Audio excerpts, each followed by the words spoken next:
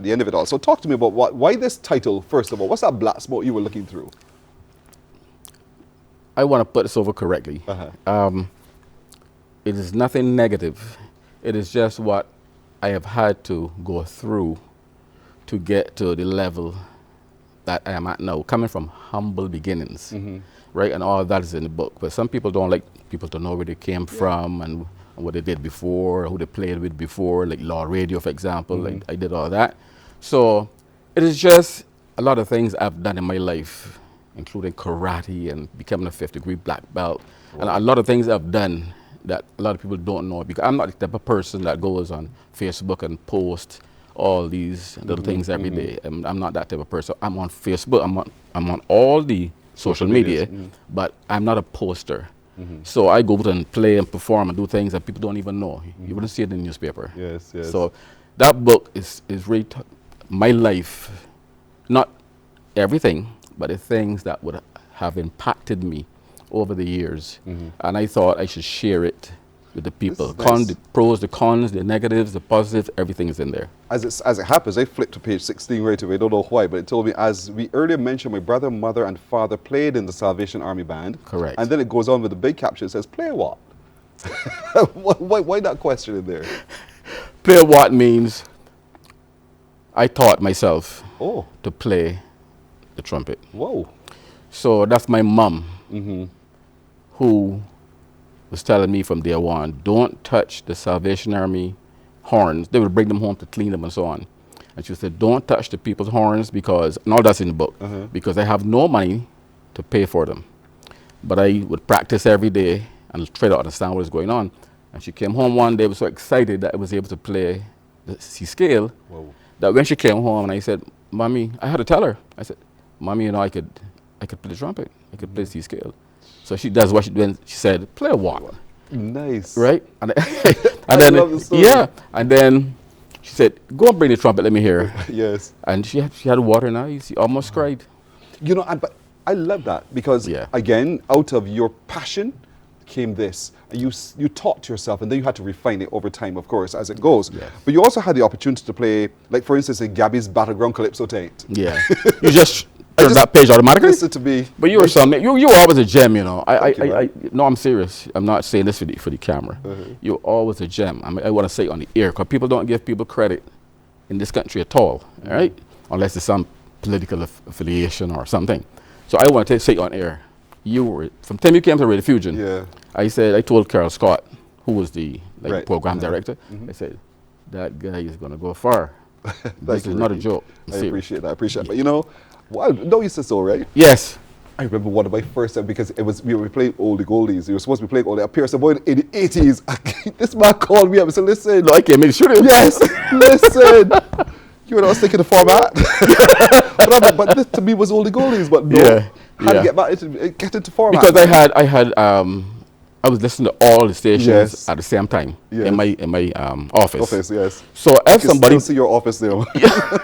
So if somebody deviated at all from the format, Dennis Johnson would tell you something. He could feel the heat behind the door before he got in the studio, right? And I would just no. What are you doing? This sounds like a different radio station or whatever. But that's all it was. Ricky would just turn up, man. You know, get back on track. But the book chronicles your life, as you said, because you went in then after playing from Gab, not just after, but you talked about family life. You talked about a whole host of things. This is truly a labor of love. Yeah. As I see it, and as I'm flipping it, I haven't had a chance to read it fully. Yeah. But you know, you talked about then being the QC boardroom at Harrison College and so forth. Yeah. I still teach there at Harrison College. They have an after-school program. I'm the trumpet tutor there. Whoa! I've been there for 12 years, so I have to leave that legacy. So I'm actually doing that like a give back. Yes. Even though I'm paid for it, it's a give back to Barbados. This is a fascinating book. It's called "Blowing Through the Thick Black Smoke." It's by Ricky Brathwaite. It tells his life story, and sometimes you saw a book underneath the tree. I started reading about you. Yeah. That's what Ricky started to do. You see how you get it? I got it. And so this book allows you to be able to read about Ricky Brathwaite. It's a fantastic. Where can you get a copy of this? People. At mostly bookstores in Barbados. Okay, good. Including the museum bookstore. Or you can order it online at Amazon.com. weekdays.com. Nice. And you can buy it from me as well. Yeah, So, yeah. Autograph. As a matter of fact, just before you go on to the battleground stuff, this trumpet here is about 40, 50 years old. A lady came in from Toronto, but Canada. And she was looking all over for your book, couldn't find it. And she wanted me to bring a book for her. And she wanted autographed, right? I went to Christchurch, delivered the book, and it so happens that she is the daughter of one of my mentors, trumpet mentors, when I was a cadet in the police band. And she said, "This is yours. You should see the case. The case looks so beat up." So it has some issues, but the significance of it is more important than the issues.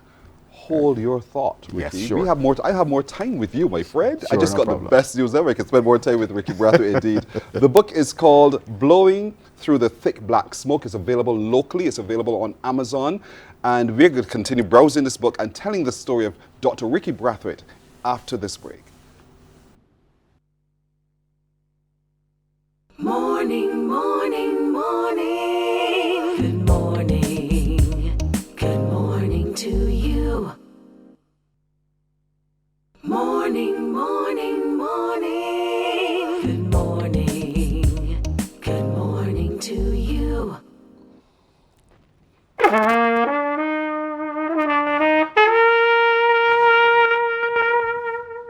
Red roses too.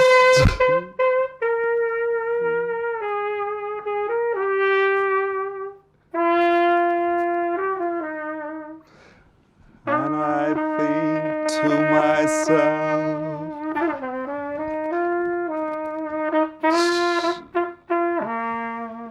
so pretty in the sky, also on the faces of people.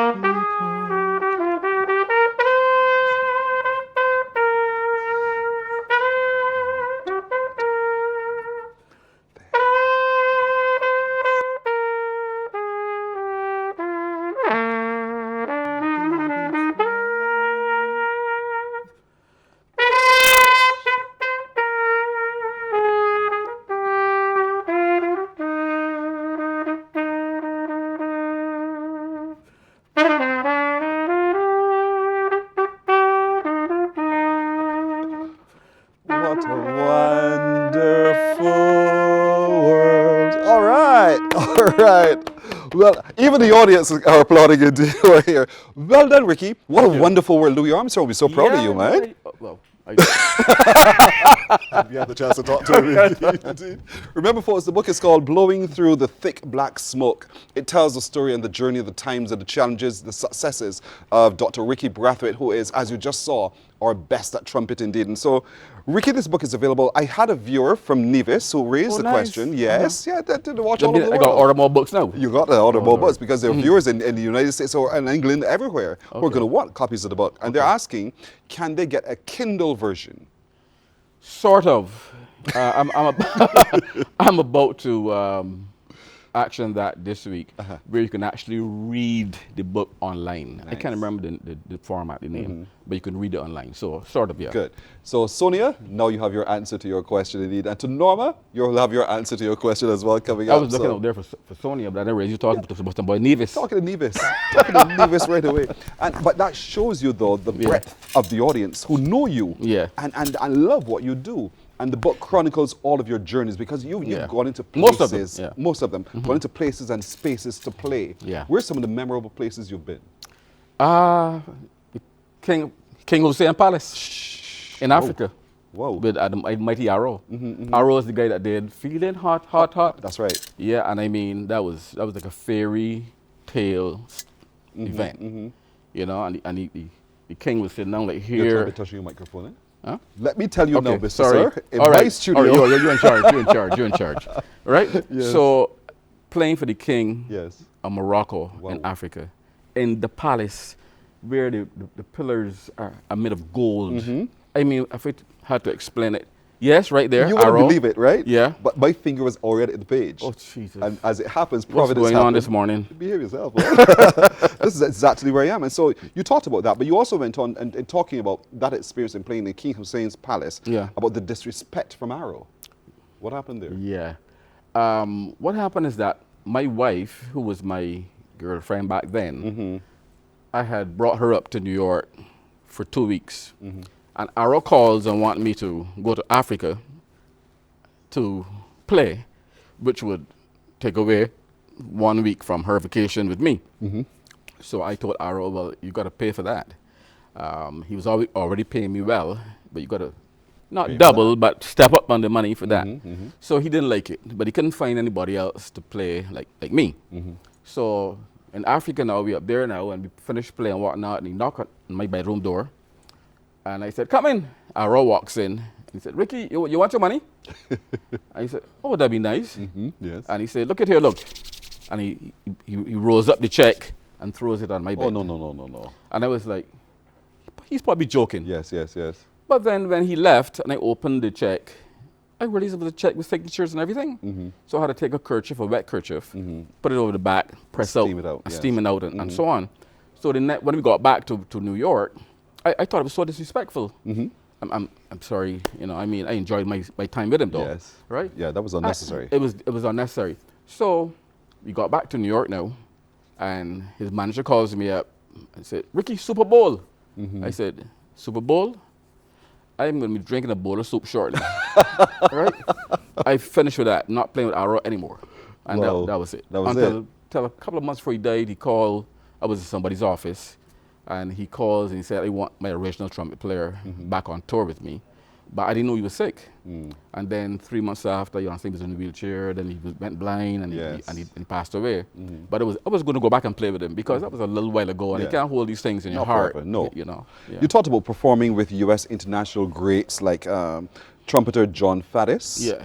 You played with saxophonist Joe Henderson. I mean, these are greats. Yeah. And you, Ricky Brathwaite, played with Yeah, them. yeah. Again, the self-taught man on trumpet. Well, self-taught at that point, At but that then point, don't but forget then the you school in New York formalized it, yeah. after, and then I went to police band first, Right. and got a fairly comprehensive rounding off the edges and so on, and then when I went to New York, then that studying with LIU, Long Island University, that was Ricky. how you find these things that book so She's fast. all bread, but stop talking about where I'm going. You got a gift for that kind of thing. Right here. Jeez, you. Right here. But First I'm glad I time seeing led the you. I'm book. glad I led you there. First time seeing the book. I don't understand how you do it. But you've done so much. Yeah. And you've done so much well. Yeah. As well. And and you brought so much good to people from Yeah. your experience with your ministry in music. Yeah. And when you stop to think of it for just a moment, I mean, the book is one thing, but have you just lie down and just closed your eyes and relived your life? And if you did, what did that do to you? I did recently, for the first time in a long time, because of the book. Because to write the book, you have to relive certain things.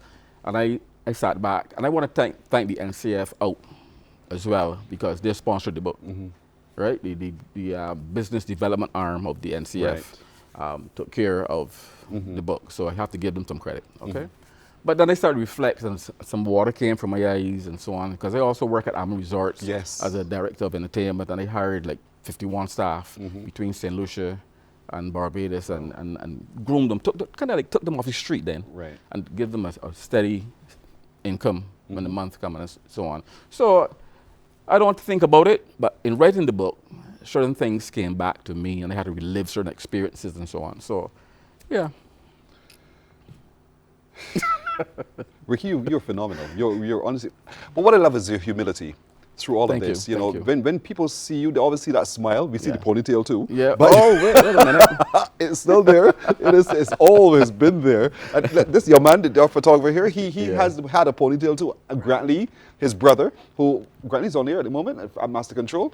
Well, Grantley also works here. Grantley had a ponytail as well. So, and they patterned themselves after you, naturally. Probably, I don't know. Probably, definitely, they patterned themselves after you. But your humility keeps you grounded. Yeah, I think so. Still do. And my belief in God. Oh, that's brilliant. Yeah. That is I brilliant. got serious faith. Faith that you can't even understand. Yeah, I probably wouldn't understand it indeed. It might sound cliche. No, but it's true. But it's true, very true. I get it. Trust me. That's why everything I touch. When Ralph Taylor called me up to run the entertainment, to put together entertainment department, he told me, Ricky, this is going to be difficult. I just pray. And God led me to everything I'm supposed to do. And I hired 30 entertainers in Barbados, 21 in St. Lucia, and I used to be back and forth, St. Lucia, Barbados, St. Lucia, Barbados. Had 2 offices, one there, one here, and nobody understood how I got that done. Yeah, I mean, the Ammon Band was the tight, band. Tight. I'm telling you, you got that right. But you produce great music, and you've put them on there on CDs. About 3 CDs or so. Yeah, I have 3 solo CDs, CD albums. Yeah. Right, and so they're available. We play your music still on TV, as you know. Oh, okay. We still share your music on TV because we still want to expose the very best of Barbados. Yeah. And you are one of the best of Barbados. The foreword was written by none other. Eddie Grant. That is right. One of my mentors again. Nobody else could have written that but him. I called him up and he said, Rick. Rick, that's a question, Rick. Right? And he just did it in one day. Typical Eddie. Typical Eddie. But engaging with these stalwarts in the industry, though. I mean, I know you've risen yourself to the stalwart status. Yeah. How was that like for you? Kind of intimidating, you know, because when I first met Eddie Grant, he caught me looking at him one day. He was on the mixing board and was just, this is what money look like. I was just watching him and he looked around at me and caught me. Yes. You know, I was just like, man, so successful and you know, but he liked me. He always did, and I played on every single record you can think about coming out from Eddie Grant's studio. Wow. All the Griner, Gabby, Saucy. I arranged Saucy. And right, he produced it. Right, so I learned a lot from him in terms of phrasing, not just playing notes, but playing notes that have a certain form, certain culture. It is nuances in music is more than people think, you know. That's true. Right. So that's true. And there's a part in the book that speaks to that as well, you know. See, it's all in there. I haven't read the book from cover to cover, but I've glanced through the book, and the book you can read for yourself. It says by Dr. Ricky Brathwaite, Blowing Through the Thick Black Smoke, with foreword by Eddie Grant. And certainly it's available online. It's available at bookstores in Barbados as well, but it's a great read. Ricky tells his story. Ricky tells about his time from humble beginnings to who he is, a very successful musician, arranger, everything. Ricky has told his story. And so we want you to read his story, but not just read it for gossipy sake. Read it because it gives inspiration, perhaps to the next genius as he is. And so I want to encourage parents to get it. Not just for yourself, but share it with the children in your household as well, because it's possible, and it's possible because Ricky has lived that possibility. He shows you how to do so indeed. Well done, Ricky. Thank you. I salute you, my friend. Thank you. Thank you for the time that you've shared with me at StarCom, developing me as a broadcaster as well. And this is fantastic. To be able to tell you that now in the flesh as well means much to me. Thank you very much. You've been very instrumental in who I am. I talk about you still. You know Mikey Mix. Mikey Mix, you know, we were having a conversation upstairs not long, actually a couple of weeks ago. Are we still on there? Yeah. Oh. Are you obviously, did you hear me say go to break? Right, and we were talking, and I was saying to Mikey. Normally people don't give you that kind of credit. It's the truth. In public. It's the so truth. I was like, wait, is he doing this on camera? It's the truth, Ricky. I will not tell but the truth. Thank you, thank you. And so it's a little group of us, and we were talking, I was sharing with them what you've done for me. Yeah. And I'm happy to have been able to do so and to tell you. I'm glad you're telling me, because I would not have known if you come to Mornin Barbados. No, you wouldn't. But I thank you, and I really appreciate you, right? And I think you're a gem. Thank you, Ricky. I appreciate that. Yeah. Now I can say Mornin Barbados takes a break. We're back in just a moment. Yeah. Morning, morning, morning.